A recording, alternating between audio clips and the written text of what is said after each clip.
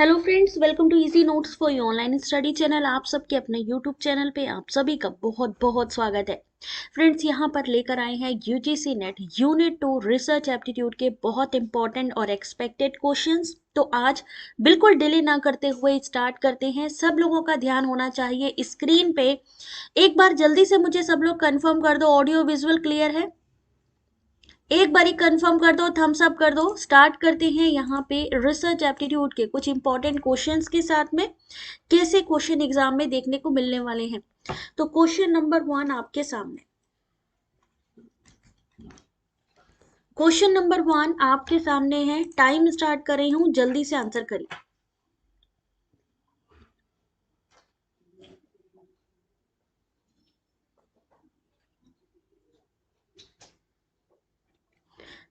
Question है, निर्माणात्मक मूल्यांकन की क्षमता में सुधार के लिए कौन सा शोध स्वरूप यथोचित होगा। क्वेश्चन नंबर 1 आप सभी के सामने। जल्दी से 30 सेकंड में सभी को आंसर करना है। यहां पर आपको चलिए देखते हैं इस क्वेश्चन का सही आंसर। जल्दी से आंसर करिए। सॉरी सवर्णो, एक्चुअली क्वेश्चंस मेरे को ऐसे प्रिपेयर करने थे। कुछ क्वेश्चंस ऐसे थे कि जो बुक्स वगैरह में सेम थे, जो हमेशा आते हैं, बट मैं आपको कुछ डिफरेंट क्वेश्चंस प्रोवाइड करना चाहती थी, इसलिए थोड़ा डिले हुआ। तो चलो क्वेश्चन नंबर 1 ध्यान से देखिए। Option number C, action research. ठीक है, जहां पर भी किसी क्षमता में सुधार करेंगे वहां पे क्या हो जाएगा, एक्शन रिसर्च। निर्माणात्मक मूल्यांकन की क्षमता में सुधार के लिए एक्शन रिसर्च यथोचित होता है। क्रियात्मक का अर्थ है करना और दूसरा शब्द है शोध, यानी करना, शोध करना। अनुसंधान का अर्थ है विश्लेषण करना। क्रियात्मक अनुसंधान का अर्थ क्या है, करके सीखना। यह एक चक्रीय प्रक्रिया है, जैसा कि आप जानते हो इसके स्टेप होते हैं और यह साइक्लिक नेचर होती है। यहां से आपके क्वेश्चन आते हैं स्टेटमेंट वाली कि इसकी जो प्रक्रिया है वो कैसी होती है, तो वो होती है साइक्लिक। क्वेश्चन नंबर 2 आप लोगों के सामने। टाइम स्टार्ट कर रही हूं अब।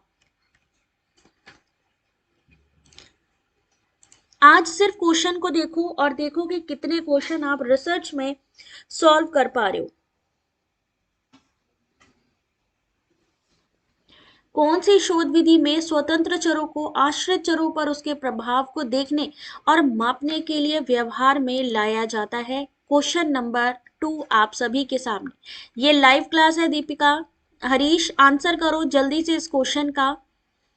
क्वेश्चन नंबर 2 यहाँ पे क्या पूछा जा रहा है, क्वेश्चन को थोड़ा ध्यान से देखिए। इन्होंने कहा है कि हम क्या करते हैं, यहाँ पे स्वतंत्र चरों को आश्रित चरों पर उसके प्रभाव देखने और मापने के लिए व्यवहार में लाया जाता है। ऑप्शन नंबर बी, जिसे हम कहते हैं कॉज एंड इफेक्ट।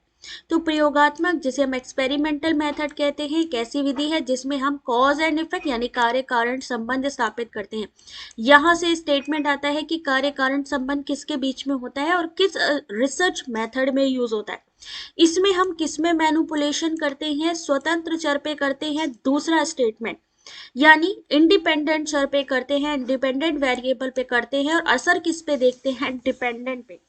यहाँ पर एक क्वेश्चन होगा, बट उस क्वेश्चन से आपके 2 से 3 क्वेश्चंस बनेंगे, इसलिए बहुत ध्यान से इनको देखिएगा। Next question, question number 3।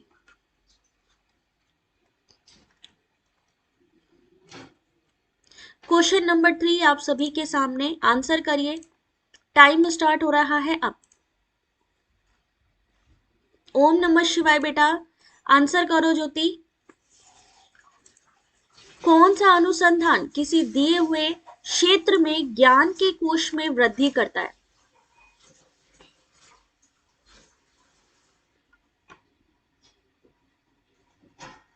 जय श्री कृष्ण आशु, आंसर करते चलो जल्दी जल्दी। 30 सेकेंड होंगे और यहां पर मैं आंसर कर दूंगी इस क्वेश्चन का। क्वेश्चन नंबर 3 सही आंसर है option number D, fundamental. Fundamental जो अनुसंधान है, जिसे हम बेसिक अनुसंधान या बेसिक रिसर्च भी कहते हैं, क्या है, किसी दिए हुए क्षेत्र में ज्ञान के कोश में वृद्धि करता है। वर्तमान या भविष्य में इस शोध की प्रयोज्यता अनिवार्य है या नहीं, किंतु यह ज्ञान के भंडार में अभिवृद्धि जरूर करता है। Question number 4।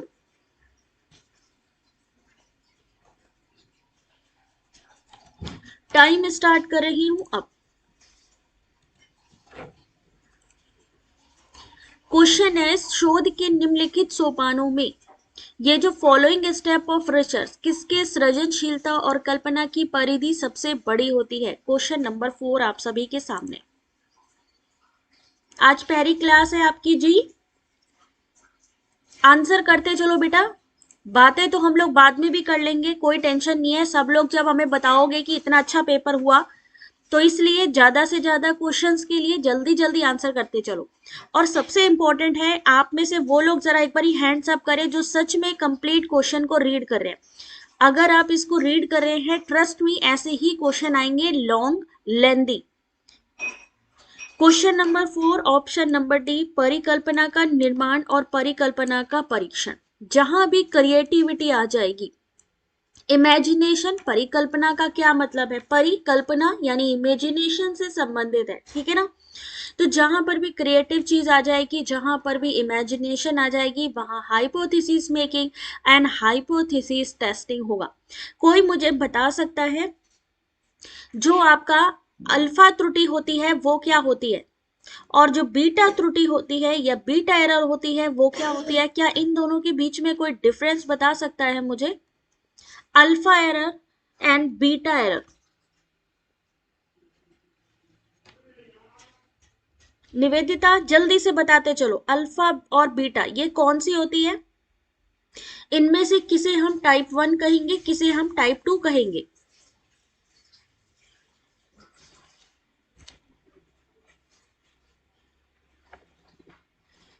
Good evening Nadeem, answer करो यहां पे बेटा जल्दी से।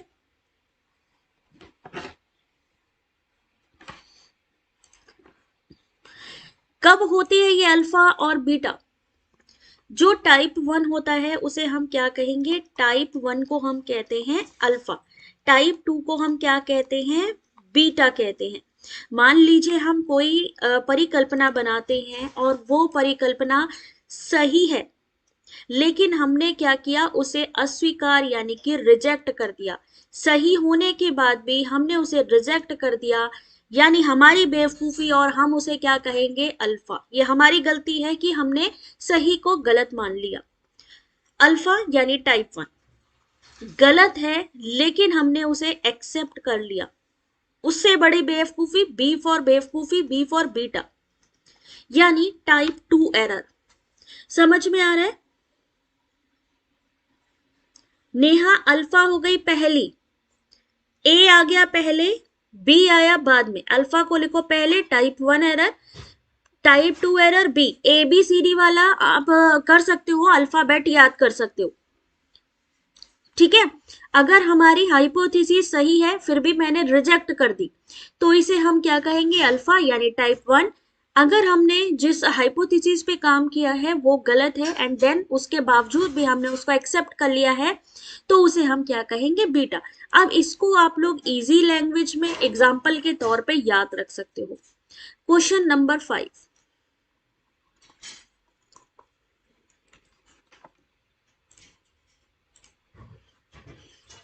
त्रिभुजन उपागम का प्रयोग करने वाली शोध परियोजना में कौन सी अभिभावकीय भागीदारी अभिवृत्ति और समस्याओं के अध्ययन पर जांच का भाग बन जाता है?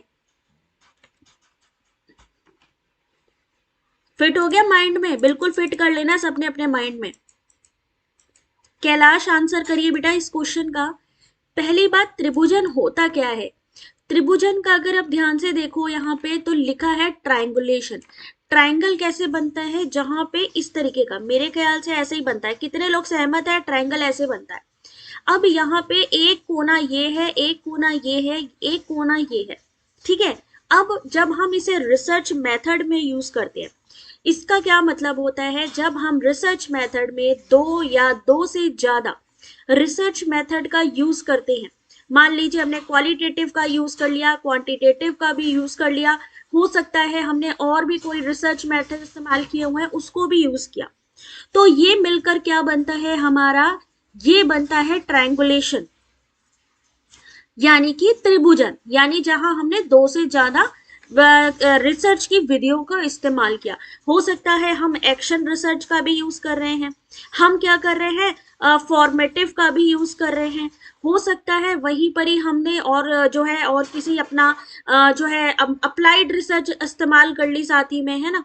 तो मान लीजिए दो तीन इस तरीके के रिसर्च हमने एक साथ इस्तेमाल किए, तो वो क्या हो जाएगा, दो या दो से ज्यादा ट्रायंगुलेशन में। क्वेश्चन नंबर 5 का सही आंसर ऑप्शन नंबर डी, यानी कि इंटरव्यू।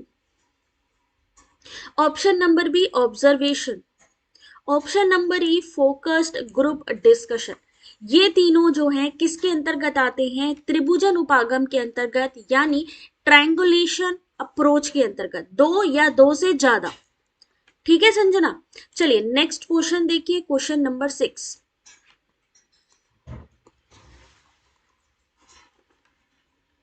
किसमें शोध की विधियां और प्रक्रिया में अधिक नम्यता यानी फ्लेक्सिबिलिटी पाई जाती है। क्वेश्चन नंबर 6 आपके सामने। ये क्वेश्चन एग्जाम में बहुत बार रिवाइज हुआ है।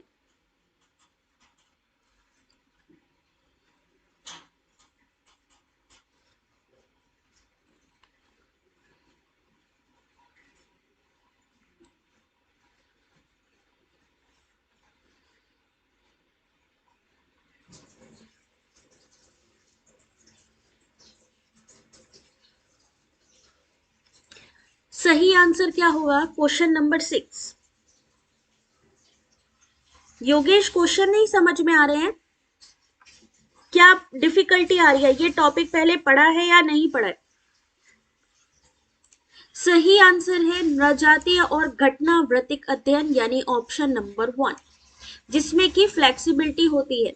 नृजातीय शोध एक घटनावृत्तिक अध्ययन दोनों ही गुणात्मक शोध के प्रकार में पाया जाता है। नृजातीय शोध और घटनावृत्तिक, यानी अगर आपसे पूछा जाए कि इनमें से गुणात्मक कौन सा है आपका, तो गुणात्मक जिसे हम क्वालिटेटिव कहते हैं वो दो हो गई, इथनोग्राफिक हो गई, फेनोमेनोलॉजी हो गई। उसके अलावा आधारिक, आधारिक जिसे हम कहते हैं ग्राउंडेड थ्योरी, इसको भी हम क्या मानते हैं, गुणात्मक में मानते हैं। और जो गुणात्मक होता है, जैसा कि आपको पता है गुणों के आधार पे है, जब गुणों के आधार के बात हो रही है, क्वालिटी के आधार पे बात हो रही है, वहां पे लचीलापन पाया जाता है। इसलिए इस क्वेश्चन का सही answer option number 1। Next question, question number 7।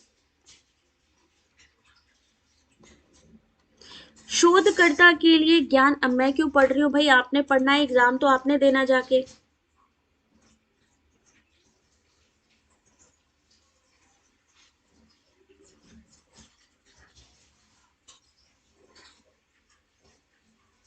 आज गलत हो रहे हैं क्वेश्चन, कोई बात नहीं। आप यहाँ पर जो आज देख रहे हो ना, जब आप कंप्यूटर बेस्ड एग्जाम देने जाओगे ना, सेम स्क्रीन जब आप देखोगे ना, तो आपको बिल्कुल भी ये नहीं लगेगा कि फर्स्ट टाइम ये क्वेश्चन देखे हैं। फ्रेंडली हो जाओगे आप।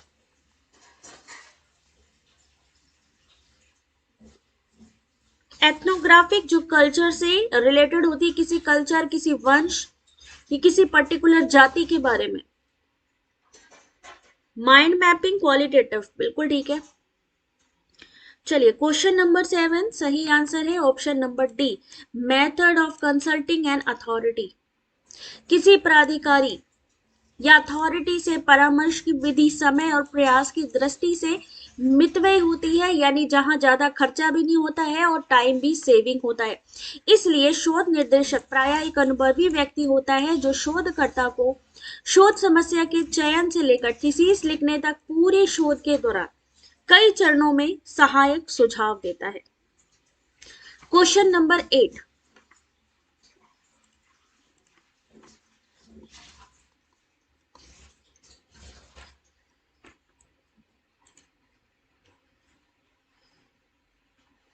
अभी पता चल जाएगा कितनी तैयारी है किसकी।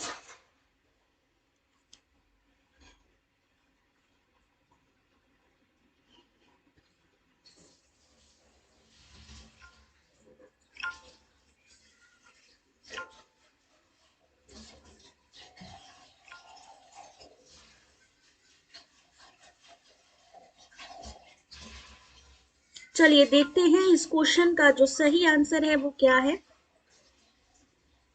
शोध की वैज्ञानिक विधि जो है उसकी विशेषता क्या है? Question number 8 option number D.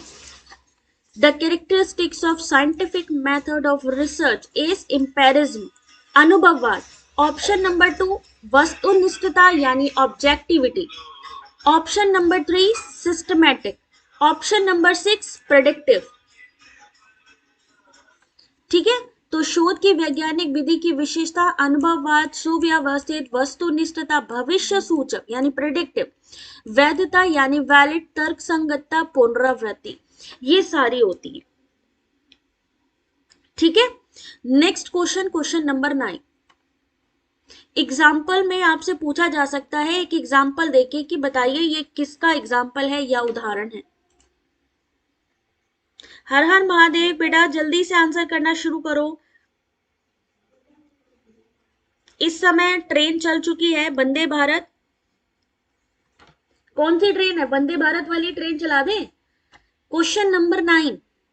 कोई महाविद्यालय अध्यापक एक शोध कार्यक्रम तैयार करता है जिसमें उसका उद्देश्य अध्यापन के दौरान अपनी कक्षा में सामाजिक भावनात्मक पहलू को सुधारना है। इस संदर्भ में कौन सी शोध विधि उपयुक्त मानी जाएगी?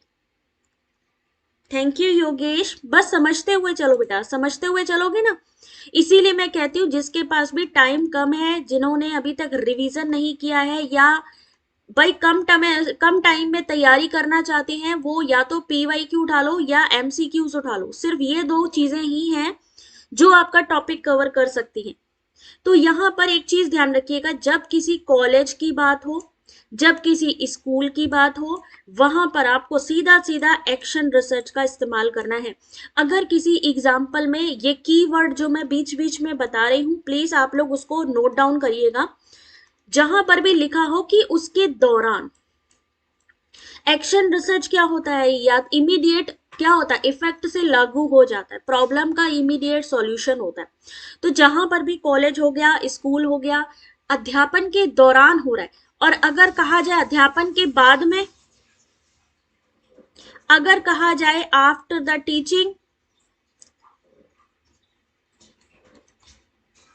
अगर आफ्टर द टीचिंग होगा फिर क्या होगा?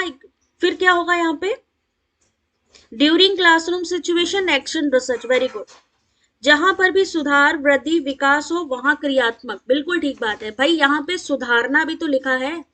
कितने सारे कीवर्ड है, कॉलेज है, सुधार किया जा रहा है, उसी के दौरान यानी सेम टाइम पर चीजें चल रही हैं। Very good. एक्स मतलब एक्स पोस्ट फैक्टो, जहां पर भी कोई चीज हो गई है एक्स पोस्ट फैक्टो, तुरंत आपको एग्जाम्पल में लिखा मिल गया, तुरंत उस पर लगा दो। क्वेश्चन नंबर 9 ये है क्रियात्मक शोध, उसके बारे में आप एक बार पढ़ लेना। क्वेश्चन नंबर 10,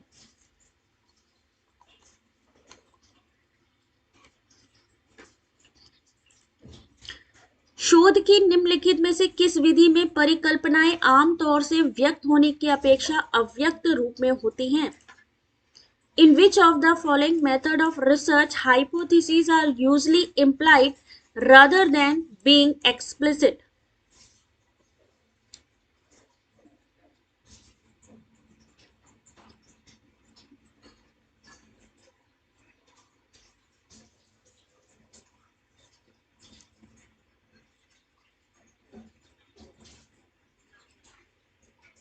चलिए क्वेश्चन नंबर 10 सही आंसर क्या होगा?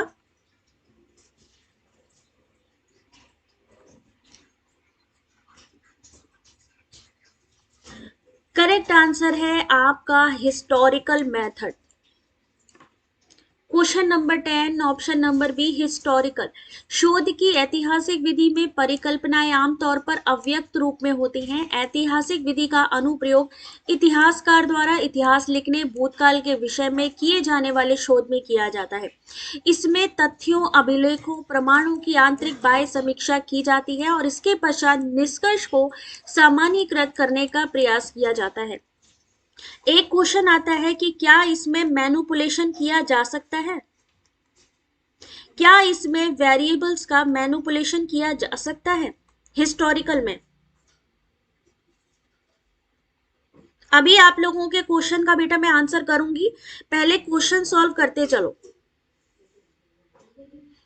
यस, बिल्कुल किया जा सक इस नहीं, इसमें मैनिपुलेशन नहीं किया जा सकता भाई, इसमें नहीं किया जा सकता, एक्सपेरिमेंटल में किया जा सकता है। ठीक है, ऐतिहासिक में नहीं कर सकते हैं कोई भी हेर फेर। क्वेश्चन नंबर 11, ये क्वेश्चन आपका 2023 में पूछा गया क्वेश्चन है जो आपके सामने है। देखते हैं कितने लोग सॉल्व करते हैं इस क्वेश्चन को।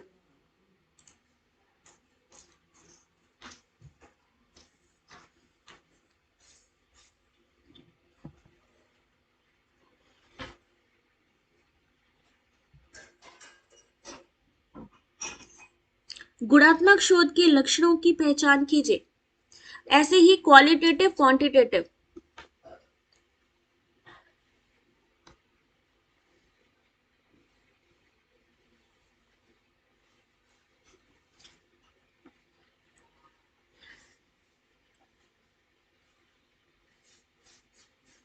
क्वेश्चन नंबर 11 करेक्ट आंसर है ऑप्शन नंबर सी, यानी option number A, option number C और ऑप्शन नंबर ई। गुणात्मक शोध के लक्षणों की पहचान कीजिए। शोधकर्ता वर्तमान अथवा विगत की स्थितियों में निमग्न रहता है, संदर्भ युक्त सामान्यीकरण विकसित करता है, एक विकासशील शोध अभिकल्प का अनुप्रयोग करता है। यहाँ पर एक्सप्लेनेशन भी दिया हुआ है, पीडीएफ आपको प्रोवाइड किया जाएगा, आप लोग इसको पढ़ लीजिएगा। क्वेश्चन नंबर 12,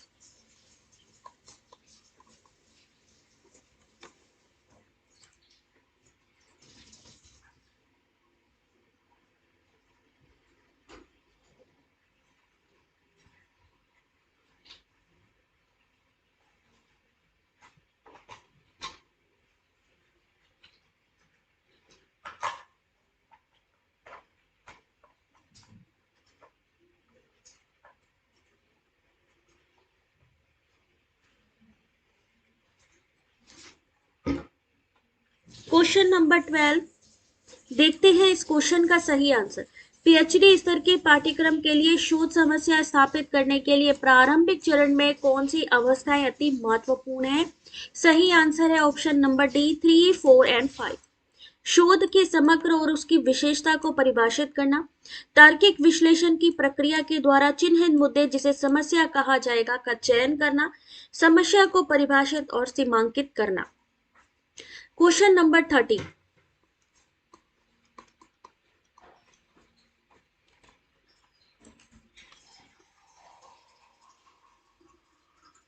क्वेश्चन नंबर 13, शोध आचार नीति के संदर्भ में किसे सबसे अधिक असुरक्षित चरण माना जाता है?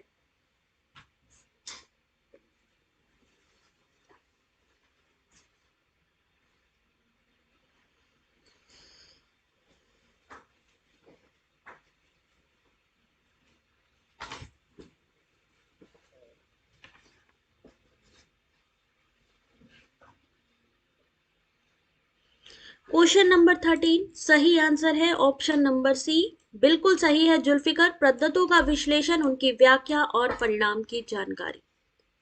शोध आचार नीति बहुत इंपॉर्टेंट टॉपिक है और यहां से क्वेश्चन आता है। ठीक है, क्वेश्चन नंबर 14,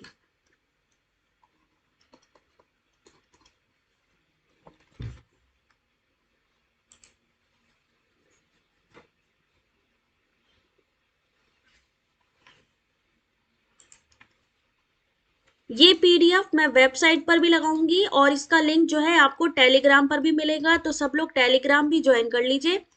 और व्हाट्सएप चैनल पर भी हो सकता है मैं पूरी पीडीएफ डाल दूं, तो व्हाट्सएप चैनल भी सब लोग ज्वाइन कर लेना।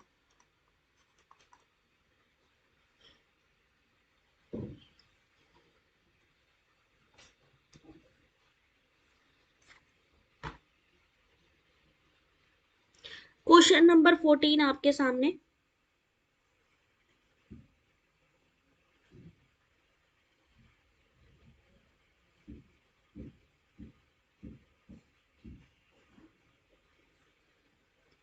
चलिए देखते हैं इसका सही आंसर, ऑप्शन नंबर 1। इस क्वेश्चन का सही आंसर है ऑप्शन नंबर 1, यानी परिकल्पना क्या चीज होती है? एक अनंतिम कथन, टेंटेटिव स्टेटमेंट, जो दो या दो से अधिक चरों के मध्य संबंध को बताती है। सैंपल यानी कि निदर्श, इसको क्या कहते हैं हम लोग? ऑप्शन नंबर 3 आपका हो जाएगा, बड़े समूहों के प्रतिनिधित्व हेतु एक छोटे समूह का गठन करना। फिर आता है शोध उपकरण। शोध उपकरण प्रविधियां यानी ऐसे मेथड, ऐसी डिवाइसेस जो आपके डेटा कलेक्शन में यूज होती हैं। फिर आता है non parametric test. Non parametric test एक ऐसा सांख्यिकीय यानी स्टैटिक टेस्ट है जिसमें प्राचलों के बारे में कोई भी पूर्व धारणा नहीं होती है।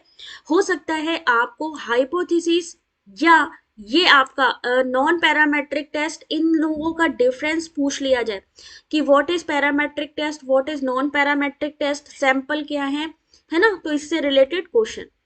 Question number 15।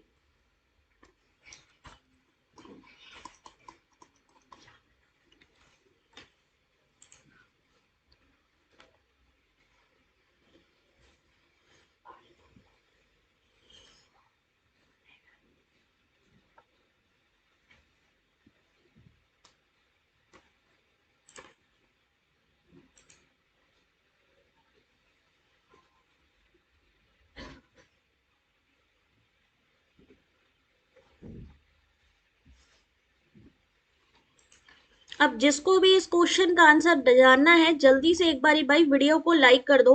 तुम लोग लाइक करना भूल जाते हो भाई, हमारे में मोटिवेशन की कमी हो जाती है। तो जल्दी से एक बारी सब लोग वीडियो को लाइक कर दो, जिसको जिसको इसका आंसर जानना है एक बार वीडियो को लाइक करना है। कोई टैक्स नहीं लगेगा, मैंने बात कर रखी है सरकार से और उन्होंने कह दिया ठीक है भाई, जो भी आपको लाइक करेगा उसको टैक्स वैक्स नहीं देना पड़ेगा। तो यहाँ पे क्वेश्चन, शोध में कौन सी प्रतिदर्श तकनीक इकाइयों को निकालने में यादृच्छीकरण यानी रैंडमाइजेशन और इक्वल प्रोबेबिलिटी होती है। तो क्वेश्चन नंबर 15 सही आंसर है option number C. Option number C का मतलब है स्ट्रेटिफाइड सैंपलिंग और option number E cluster sampling, यानी कि समान अवसर मिलता है चुने जाने का। प्रोबेबिलिटी जिसको हम संभाव्यता कहते हैं, संभाव्यता मतलब 50-50 का चांस। अगर हमने मान लीजिए कॉइन उछाला तो हेड भी आ सकता है, टेल भी आ सकता है ना। तो स्तरित प्रतिदर्श चयन और गुच्छ प्रतिदर्श चयन संभाव्यता आधारित प्रतिदर्श प्रतिचयन तकनीक है जिसमें किसी समग्र से प्रतिदर्श के चयन में इकाइयों का यादृच्छीकरण और समान संभाव्यता होती है। जहां पर भी समान आ जाए, रेंडमाइजेशन आ जाए, सीधे आपको क्या करना है, स्ट्रेटिफाई और क्लस्टर। चलो ये तो बात हो गई प्रोबेबिलिटी की। नॉन प्रोबेबिलिटी मेथड कौन से हैं? नॉन प्रोबेबिलिटी मेथड्स कौन से हैं?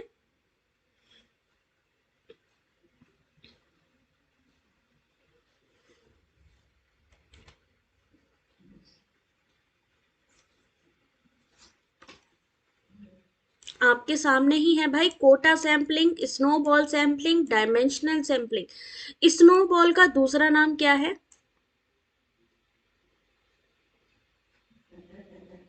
स्नोबॉल का दूसरा नाम क्या है रंजना, जल्दी से बताओ बेटा। स्नोबॉल को दूसरे किस नाम से जानते हैं? अगर इससे बहुत सारे क्वेश्चन आते हैं स्नोबॉल सैंपलिंग से। इसे हम चेन सैंपलिंग भी कहते हैं, नेटवर्क सैंपलिंग भी कहते हैं। कोई इसका एक उदाहरण बता सकता है? कोई भी एक एग्जांपल इसका? नीलम, चेन सैंपलिंग या स्नोबॉल सैंपलिंग का कोई भी एक कन्वेंस सैंपलिंग होती है, जैसे कि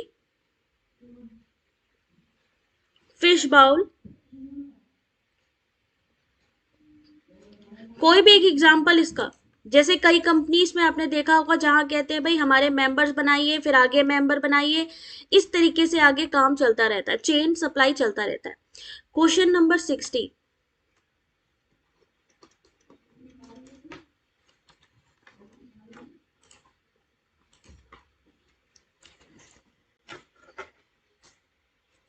question number 16, participatory research is also described as. जीवन बीमा, बिल्कुल ठीक है पलक, बहुत बढ़िया। ड्रग एडिक्टेड, बिल्कुल सही है।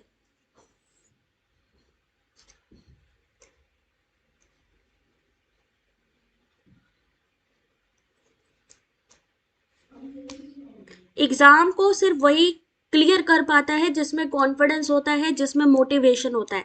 अगर मन में सोच लोगे कि हम कर सकते हैं तो आप कर लोगे। अगर पहले ही सोच लोगे यार पता नहीं क्या होगा एग्जाम में, तो समझो आप आधा पहले ही एग्जाम हार चुके हो। तो जब तक कहते हैं ना रिजल्ट ना आ जाए, जब तक ये ना हो जाए कि हाँ भाई हम बिल्कुल ही हार गए हैं, तब तक तो यही समझो कि हम जीत रहे हैं। ठीक है ना। तो यहाँ पर कुछ क्वेश्चन ऐसे हैं जो बिल्कुल इसी से ही मिलते जुलते आपको दिखाई देंगे। Question number 16 option number C community based. प्रतिभागी शोध की व्याख्या समुदाय आधारित रूप में की जाती है। समुदाय आधारित शोध के अंतर्गत शोध प्रश्नों को परिभाषित करने के साथ साथ समुदाय के मत निष्कर्षों का विश्लेषण भी किया जाता है। Question number 17।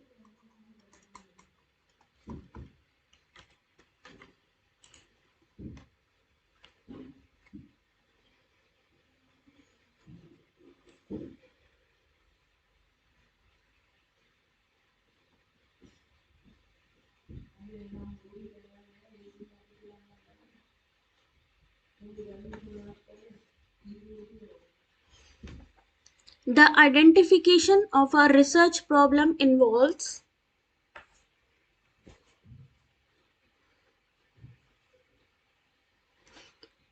चलिए देखते हैं इस क्वेश्चन का सही answer. Option number C, A B and D, यानी सिलेक्शन ऑफ द एकेडमिक। उसके बाद अध्ययन क्षेत्र का सीमांकन, demarcation of the study area, specific topics within the area.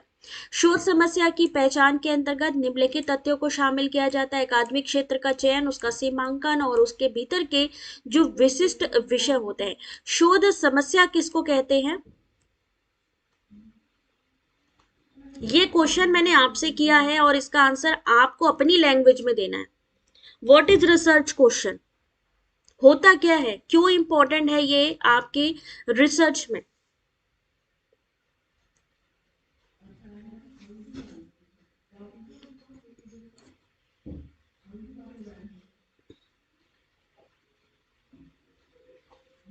देखते हैं कौन सबसे बेस्ट आंसर करता है इसका।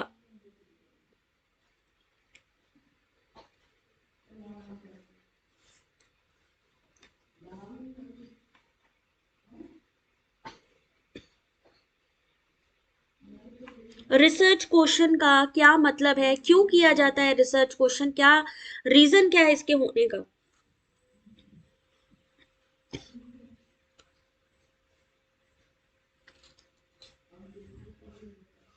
देखिए, रिसर्च क्वेश्चन, पहली बात तो रिसर्च का सबसे पहला स्टेप है ये, फर्स्ट स्टेप।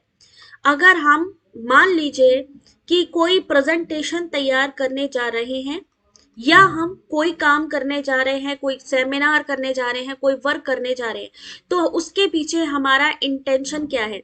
मान लीजिए कि हम कोविड की बात कर लेते हैं, कोरोना की। कोविड में इंजेक्शन की बात करी गई, भाई कोविड की बीमारी आई, उसके सॉल्यूशन के लिए हमें टेस्टिंग करनी थी, हमें पता लगाना था। तो किसी प्रॉब्लम के सॉल्यूशन के लिए पहले हमारे पास क्या होना चाहिए, वो क्वेश्चन होना चाहिए, हमें समस्या पता होनी चाहिए कि प्रॉब्लम क्या है। जब तक प्रॉब्लम नहीं पता होगी हमें कैसे पता चलेगा हमें करना क्या है। तो ये पहला स्टेप है आपका, जो आपको बताता है कि हमारा उद्देश्य क्या है आगे बढ़ने के लिए। It ensure that what is our interest area of research. Very good Nivedita, ठीक है। तो बहुत जरूरी है क्योंकि पहला ही स्टेप है ये आपका। Question number 18।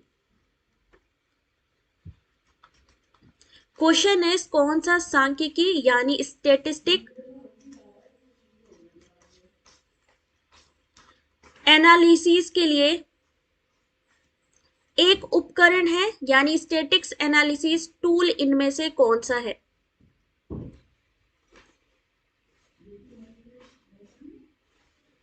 मतलब एक्लिप्स, माइसोल और पाइमोल। कितने लोग ये क्वेश्चन पहले कर चुके हैं?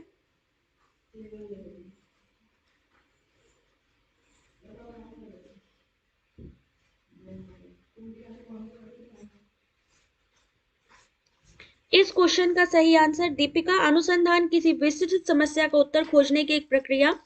इसे कई उद्देश्यों के लिए आयोजित किया जा सकता है, जैसे किसी घटना व्यवहार को समझना या किसी सिद्धांत का परीक्षण करना। बहुत बढ़िया। सही आंसर देखिए question number 18, correct answer option number 1 मतलब। इस क्वेश्चन का सही आंसर है मतलब। सांख्यिकी विश्लेषण यानी आपका स्टेटिस्टिकल एनालिसिस के लिए जो टूल इस्तेमाल करते हैं, एसपीएसएस का फुल फॉर्म पूछा जाता है। तो एसपीएसएस का फुल फॉर्म आपके 2023 में भी आया है, 2022 में भी आया है, ठीक है। Statistical package for the social science, मतलब का क्या मतलब होता है? सेस का फुल फॉर्म अभी 2023 में आपसे पूछा गया है। That is statistical analysis software, Microsoft Excel, GraphPad, Prism, Minitab, मतलब का क्या मतलब होता है? फर्स्ट टाइम है सुमन देख रहे हो क्वेश्चन, कोई बात नहीं, मतलब का बताइए भाई क्या मतलब होता है, सर्च करिए, कमेंट करिएगा मुझे, तब तक मैं चलती हूं आगे। Question number 19।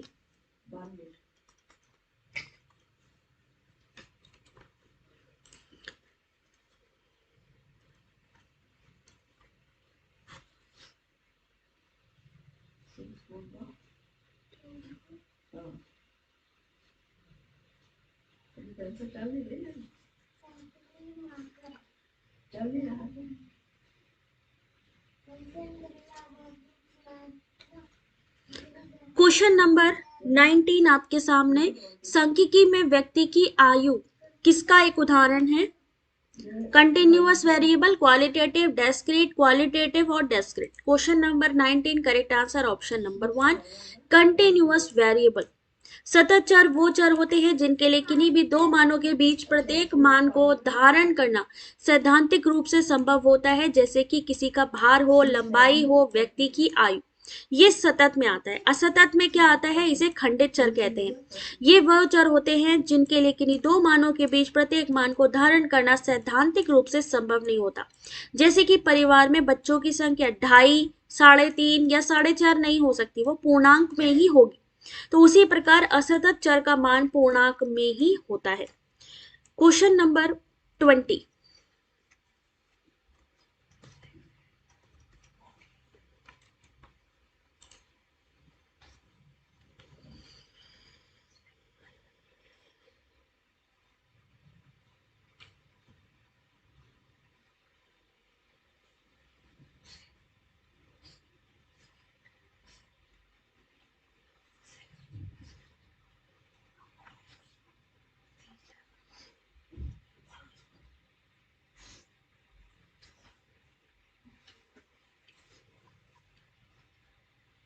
क्वेश्चन नंबर 20 देखते हैं इसका सही आंसर क्या होगा। Option number D, range.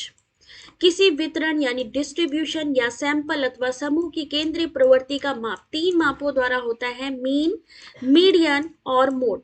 अब दूसरी चीज क्या है, आपको इनका हमें फॉर्मूला बताना है। कोई बता सकता है इनका फॉर्मूला? एग्जाम में 2023 का जो पैटर्न है उसमें मीन का जो फॉर्मूला है वो पूछा गया है। मीन, मीडियन, मोड, क्या है ये?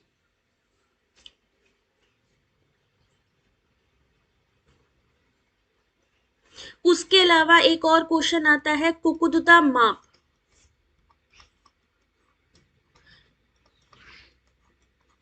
इसको भी जरा आपने पढ़ना है। उसके अलावा विषमता, ये चीजें जो है अभी टाइम है, आप लोग पढ़ सकते हो, जिसे हम कहते हैं skewness.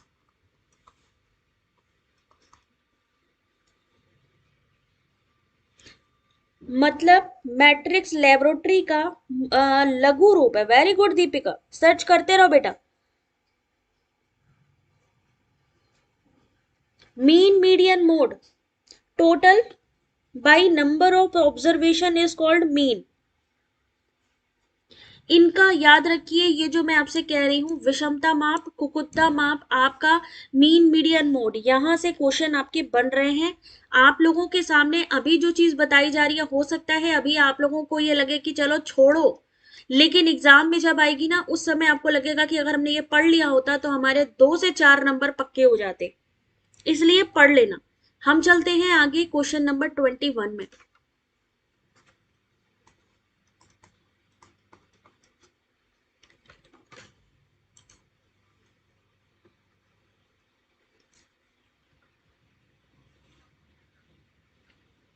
3 median minus 2 mean equal to mode. Very good Nivedita.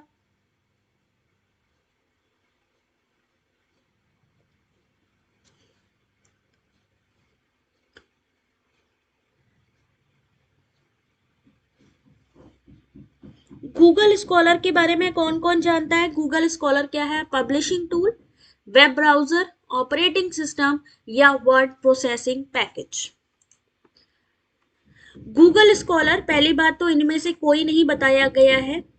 Google scholar एक मुक्त यानी ओपन वेब सर्च इंजन है जो विभिन्न प्रकाशन प्रारूपों विषयों में विद्वतापूर्ण साहित्य के संपूर्ण पाठ को अनुक्रमित करता है। यानी क्या करता है, फ्री वेब सर्च इंजन है जहां पे जो पब्लिकेशंस होते हैं ना, जो आपको रिसर्च होती हैं, वो यहाँ पर अवेलेबल होती है। गूगल के द्वारा कब लॉन्च किया गया था? 2004 में। इसे हम एकेडमिक सर्च इंजन भी कह सकते हैं क्योंकि यह एकेडमिक पत्रिकाओं और आलेखों को सर्च करता है। जो रिसर्च हो गए, जो जनरल है, उसको फाइंड आउट करता है गूगल स्कॉलर। ठीक है, क्वेश्चन नंबर 22।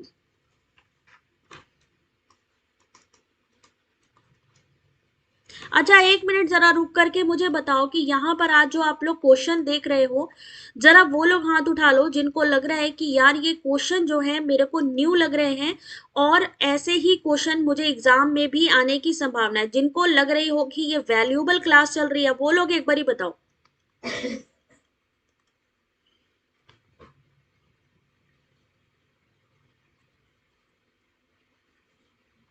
कितने लोगों को अच्छे लग रहे हैं ये वाले क्वेश्चंस?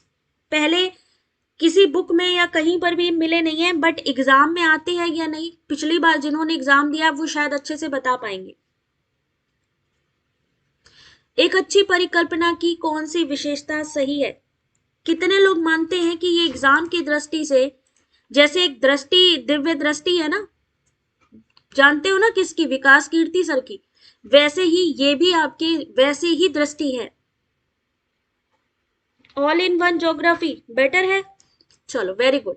तो क्वेश्चन नंबर 22, एक अच्छी परिकल्पना कौन सी विशेषता होती है? सुपर सुपर है क्वेश्चन। चलो भाई, बहुत अच्छे है। बस तुम लोग इतना कह देते हो तो समझो मेरी मेहनत सफल हो गई।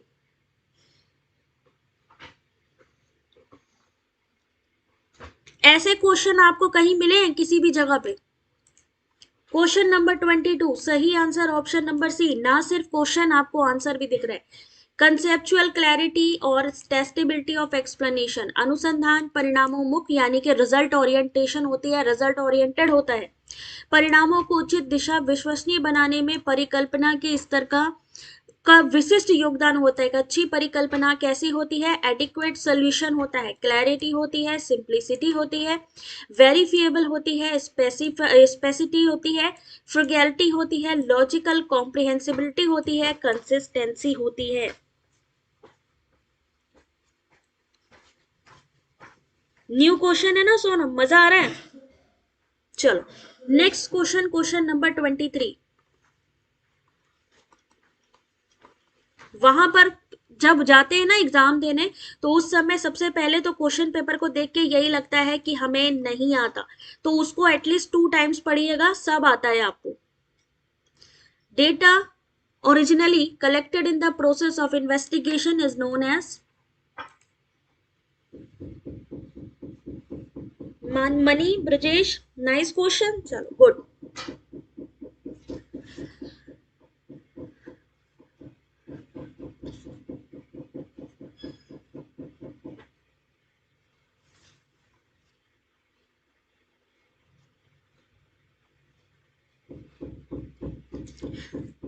चलिए क्वेश्चन का आंसर बताते हैं।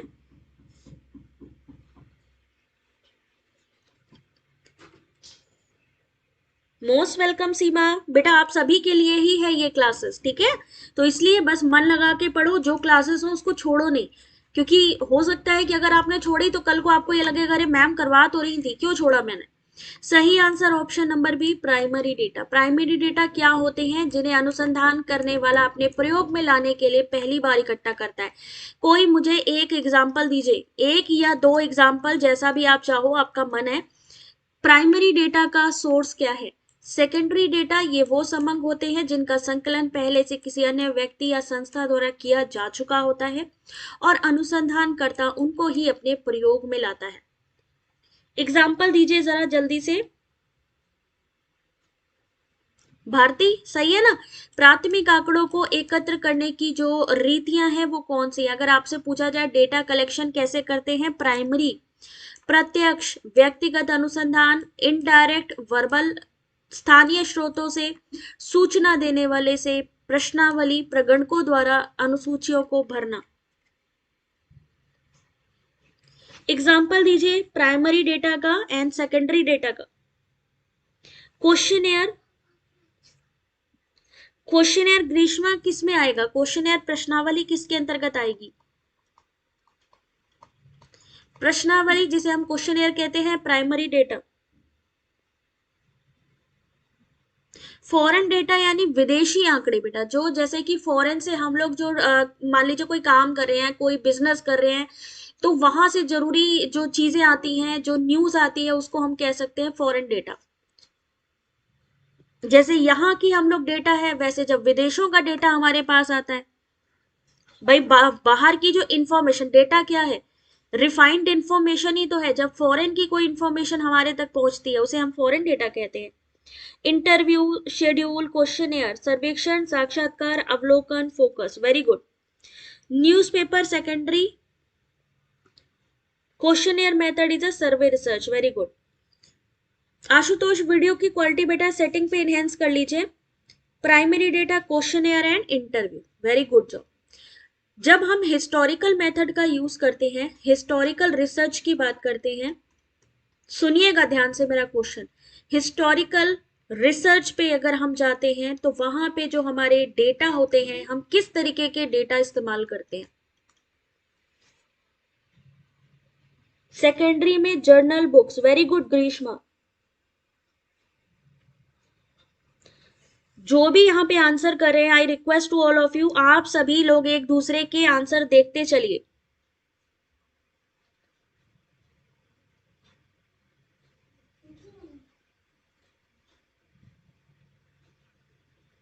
कैलाश, मान लीजिए मैं आपके घर आई, मैंने आकर के आपसे आपकी जानकारी लेने की कोशिश की, जैसे जनगणना में होता है। जनगणना में क्या होता है, कैलाश के पास गवर्नमेंट एम्प्लॉय आए और उन्होंने कहा कैलाश अपनी जानकारी दीजिए। कैलाश ने अपनी जानकारी दी, उसके बाद में वो लोग चले गए। अब उन्होंने आगे अपनी रिपोर्ट बनानी है और अपने दूसरे अधिकारियों को देनी है। फिर वो जो डेटा होगा अलग अलग लोगों तक जाएगा। वही डेटा जब अलग अलग लोगों तक जाएगा, उसे हम सेकेंडरी फॉर्म में ले जाएंगे। कलेक्शन क्योंकि जो डायरेक्टली गवर्नमेंट एम्प्लॉय आया है उसने किया है, तो उसे प्राथमिक करेंगे। लेकिन वही आंकड़े जब हम दूसरे कामों में यूज करेंगे तो वो सेकेंडरी कहलाएंगे। हिस्टोरिकल रिसर्च में सेकेंडरी डेटा का यूज होता है। क्यों? क्योंकि ऑलरेडी पहले से कलेक्शन हो चुका होता है, उसमें कुछ हेर फेर नहीं कर सकते हैं, तो वो सेकेंडरी होता है। Question number 24।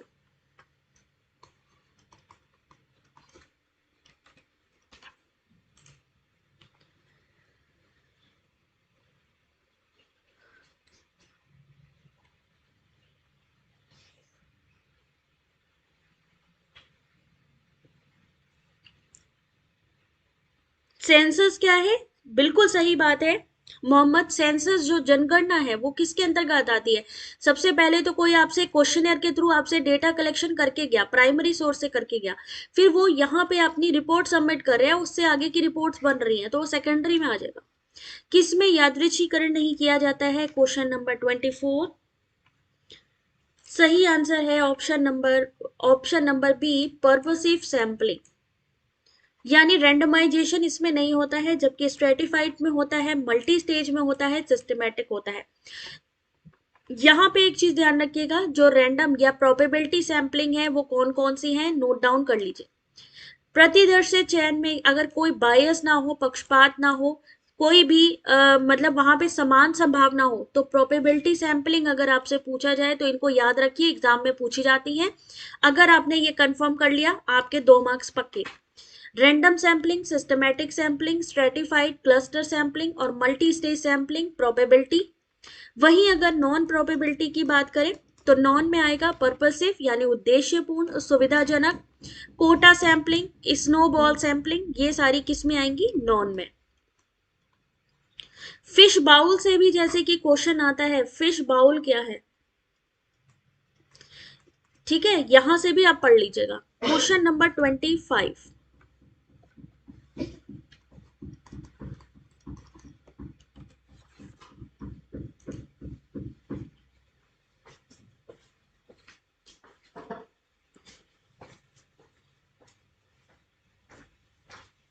अभी कोई निगेटिव मार्किंग का इंफॉर्मेशन नहीं है, अभी सिर्फ एग्जाम पे फोकस करो। अगर डिस्ट्रैक्शन हो गया तो आती हुई चीज गलत हो जाएगी। अभी मैं कैलाश थोड़ी देर में वहां पर अपडेट करूंगी टेलीग्राम पे, ठीक है। क्वेश्चन नंबर 25, जल्दी से आंसर करिए।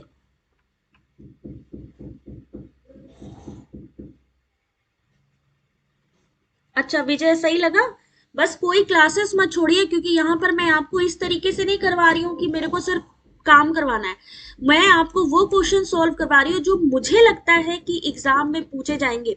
पिछली बार जो हमारा जून का एग्जाम हुआ था ना, आप ट्रस्ट नहीं मानोगे, आप चाहो तो हमारी प्रोफाइल पे जाकर देखो, बहुत सारे बच्चों का सिलेक्शन हुआ है। और वो इसी वजह से हुआ है क्योंकि उन्होंने ट्रस्ट किया है। तो पेपर वन को तो मैं हमेशा कहती हूँ, अगर आपने मेरी कोई क्लास या कोई पीडीएफ नहीं छोड़ा है तो आपका सिलेक्शन पेपर वन में तो बहुत ही अच्छे मार्क्स आने वाले हैं, ठीक है। तो यहाँ पे ये चीज पूछी जाती है स्टेप, इसीलिए मैंने यहाँ पर स्टेप लिखा है कि सबसे पहले क्या करना है, choosing a research area, starting research problem, research pro forma, data collection, data analysis, research result, research report. सबसे लास्ट में क्या आता है, बिब्लियोग्राफी या रिसर्च रिपोर्ट। क्वेश्चन नंबर 26 भाई हो गए हैं, 25 क्वेश्चन मैंने आज आपको रिसर्च में करवाए हैं। तो एक बारी जरा बता दीजिए कैसा लगा आपको आज का ये जो क्वेश्चन आंसर सीरीज रहा है हमारा, और कल किस यूनिट पे आप लोग क्वेश्चन देखना चाहते हो। याद रखिए, मैं शाम को 6 बजे अनअकैडमी पर भी क्लास लेती हूँ जो कि फ्री होती है। आप लोग प्लीज उसको भी ज्वाइन करा करिए, क्योंकि उससे आपका कंपटीशन हाई होगा, क्योंकि वहां लीडर बोर्ड होता है और उसमें आपको पता चलेगा कि आपकी कितनी तैयारी है, तो उसको भी मिस मत करिए। Thank you all in one geography, ठीक है। तो अब कल कौन सी यूनिट करा दे भाई, जल्दी से एक बारी कंफर्म कर दो मुझे, तो फिर मैं वही क्वेश्चन बना के आऊं। एनवायरमेंट साबिया, और कौन बताना चाहेगा, निवी। कम्युनिकेशन, कम्युनिकेशन तो मैंने कल ही करवाया था। डीआई, दीपिका ने बहुत बढ़िया बात करी है भाई, डीआई की प्रैक्टिस तो होनी जरूरी है। कल करवाएंगे डेटा इंटरप्रिटेशन। कितने लोग करेंगे, कुछ लोग तो डर के मारे आएंगे ही नहीं क्योंकि डीआई के क्वेश्चन है, लेकिन ये कोई नहीं समझेगा कि अगर डीआई के क्वेश्चन सॉल्व किए तो 10 मार्क्स कंफर्म। कल हम डीआई के क्वेश्चन को सॉल्व करेंगे, और यकीन मानिए सबको आ जाएगी डीआई, जिसको अभी तक नहीं आती है उसको भी डीआई आ जाएगी, डीआई उठाना जरूरी है, ठीक है। तो चलो भाई, अब कल मिलेंगे आपसे। ये पीडीएफ की अपडेट थोड़ी देर में आप लोगों को टेलीग्राम पर मैं प्रोवाइड करूंगी, या तो पीडीएफ डाल दूंगी या जैसा भी स्पेस होगा, ठीक है। पीडीएफ डाल दिया है, वंदे भारत मैंने पर्यावरण वाला डाल दिया है उसमें ऑलरेडी, टेलीग्राम पे सब लोग चेक करिए, ठीक है। चलो, thank you very much, God bless you. कल मिलेंगे फिर से आपसे। आप सबसे रिक्वेस्ट है टेलीग्राम जरूर ज्वाइन कर लीजिए। टेलीग्राम की लिंक इसी वीडियो के डिस्क्रिप्शन पे है और अबाउट सेक्शन पर भी आपको मिल जाएगी। तो जितने भी चैनल हैं सारे इंफॉर्मेटिव हैं, ज्वाइन करिए। अब मिलते हैं कल आपसे, तब तक अपना ध्यान रखिए। और हो सकता है डीआई के क्वेश्चन हो सकता है रीजनिंग हो, तो सबके लिए तैयार रहिए, सरप्राइज ही होगा। Thank you very much, God bless you, take care.